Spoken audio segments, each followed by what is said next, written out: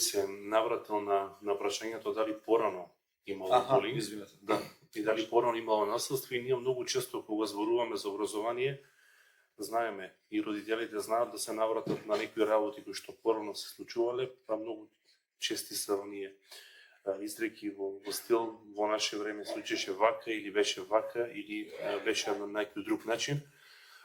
Оно што треба да го разбереме е дека ова денешно време, дигитално време, има едни нови предизвици, една нова брзина која што во ниту еден случај не може да се компарира со било која точка во минатото. Денес учениците и тоа што били учениците некогаш порано воопшто не се исти.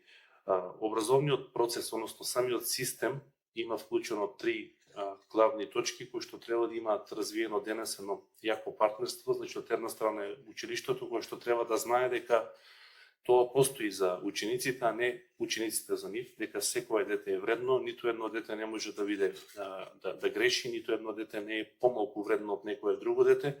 Секој е подеднакво важно за самиот систем. Овде се родителите кои што треба да знаат дека тие се активен партнер во самиот процес.